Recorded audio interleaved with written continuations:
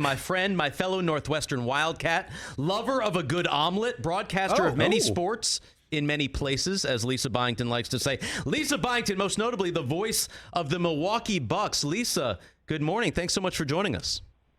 Steve, you forgot a lover of Steve Weissman omelets. It's very, very, very specific. Just the omelets I make. You make. I mean, I feel I've gotten the photos from you. I feel like your omelet game is stepping up these days. You know, I follow your directions, and if people don't follow Steve on Instagram, let me change that right now, because if you don't know something about Steve, he's a brilliant broadcaster, but maybe even a better side chef. And the things that you post, it just makes my mouth water just looking at it. But you know, I appreciate the intro, but you left one very important resume for both of us out of it. Well, I was going to get to it, but you can go for it. Okay, because I heard you drop the Alpena, Michigan thing. So what are the odds that two Alpena, Michigan WBKB broadcasters would be reuniting on the Rich Eisen Show?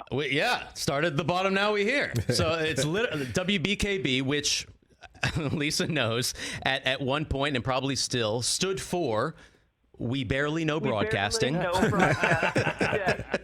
Market 208. What's your best Alpena story, Lisa? Probably covering the Brown Trout Festival. You know, I'm not big in the fishing world. You mentioned I do a lot of sports, but fishing is not one of them.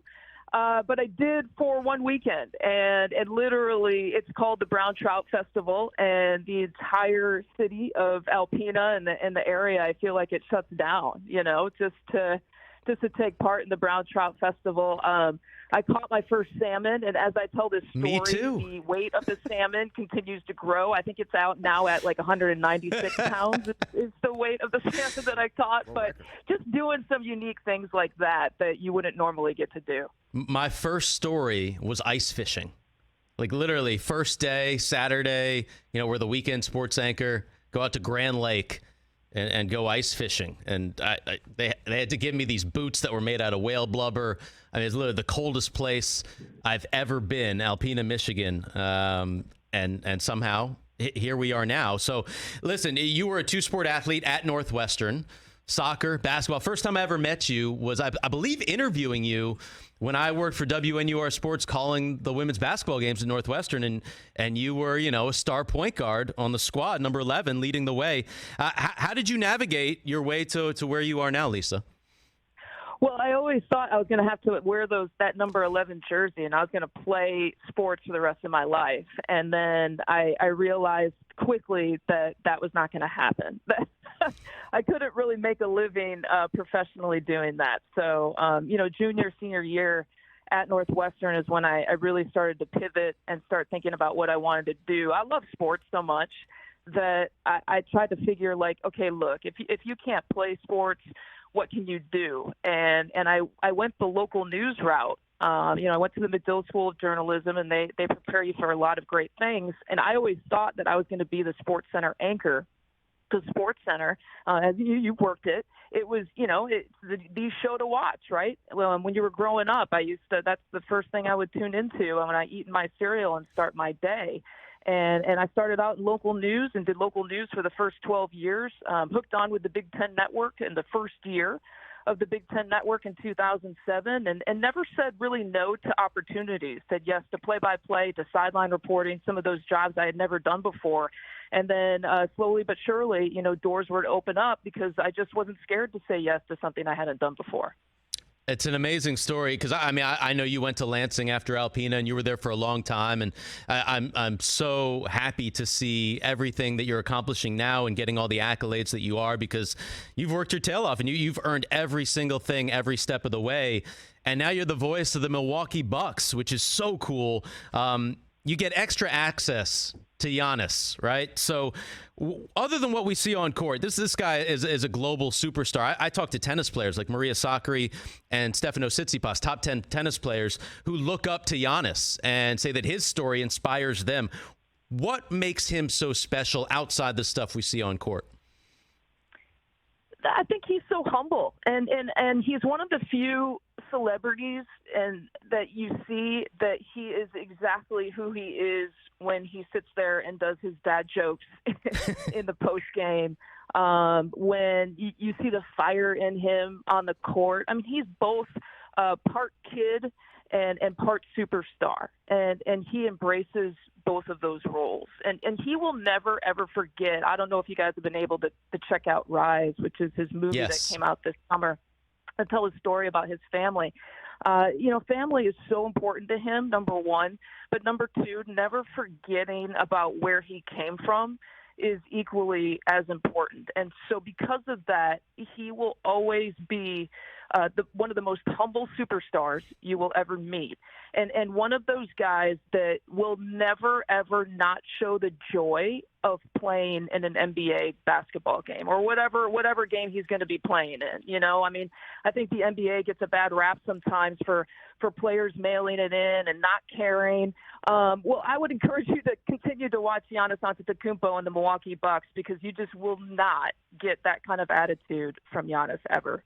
How many times did you have to say his last name over and over before, the first game call of the Bucks?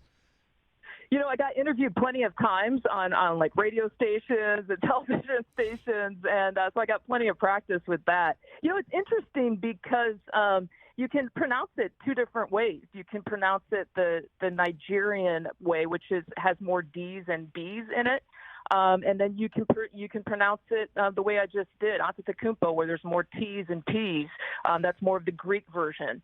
And that's actually the way that if you ask Giannis to say his name, and I just was looking at a social media clip, that's the way that he now pronounces his name. Obviously he's been attached now to the Greek Freak, right? Branding. Yep. Of everything, and he's going to play for the Greek national team with his brothers here coming up in the Eurobasket tournament. So, but it is interesting. He's got both that Nigerian descent and the Greek ties as well. So, just say it really fast and with authority is what I tell people. And Antetokounmpo. And they won't question you. or just call him the Greek Freak. Just call him. I remember when he first came out. Or just call him Giannis. On SportsCenter, I would literally just say Giannis. I'd be like Giannis. I'd say a real big, make it a big entrance. Lisa, we had MJ Acosta-Ruiz on earlier, who is a true trailblazer in our industry, first Afro-Latina to host a show on NFL Network. You're the first female full-time play-by-play voice for a major men's professional sports team with the Bucks. You're also the first woman to do play-by-play in men's NCAA basketball tournament history for CBS and Turner Sports. First woman to call football games on the Big Ten Network. Absolutely incredible and inspiring. I mentioned the Billie Jean King quote, "You got to see it to be it." Now that people have seen you for a little bit, what effect do you think it's had on others being it as well? I hope I don't have to answer these questions many more times. And I hope other women who are in play-by-play roles or quote-unquote non-traditional roles that we're not used to or accustomed to seeing women in can stop answering these questions. I understand why the questions come. But I've always said, Steve, that my goal is to have a female voice on a quote-unquote men's game become background noise. And you're thinking, well, what does that mean? Well, think of how many times you're just listening to a game in the background and you're not thinking twice about who the announcers are because, more times than not, there are two men calling a game. And so I'm guilty of it as anyone. When you have a game on, and regardless if the female voice is a play-by-play or an analyst, but someone in a non-traditional role, and typically on a men's game, football, baseball, soccer, basketball, I stop sometimes to think and to try to figure out who's that female announcer doing that game. And so the goal is to do the job in the right way and good enough that more women get hired in these roles, and that eventually it becomes, and it's probably going to be a generational change. It's probably not something that subconsciously we're all going to make that shift and that pivot 5 years or a couple years down the line. But someday we just stop thinking about gender ties to an announcer and we just look at them as announcers. I don't want Lisa Byington to be background noise. I'll just tell you that. I love the way you call games. I love listening to you during March Madness, during football season, during basketball season. I mean, literally, I have 2 full-time jobs. I think you have about 17 of them. You cover literally every sport, and that is not easy to do, to be an expert one day on one thing and the next day on something else. So I give you a ton of props for that. Your first football game on Big Ten Network this year, September 3rd. It's coming up. Maryland hosting Buffalo. How do you see the Big Ten football shaping up this year? Yeah, it's a good question. I have Michigan also in week 2 against Hawaii, and I was just recently looking at Michigan and how they kind of stack up against Ohio State. It's for the Big Ten this year. It's the first time, right? Like you're not having any like major head coaching changes. All 14 head coaches return. I think some of the biggest storylines is some of these teams, Michigan, like included, have made some major changes with their offensive coordinators and defensive coordinators. So, the first couple weeks, what we know Michigan football to be, or, with Ohio State on the defensive side of the ball, that's where they made their DC changes. It will be interesting to see, the styles and the schemes of some of these teams and how things have evolved. I think it's the Big Ten has shown itself in terms of making the college football playoff as well. And, with Ohio State and Michigan, I think being some of the favorites to once again possibly be in there as well.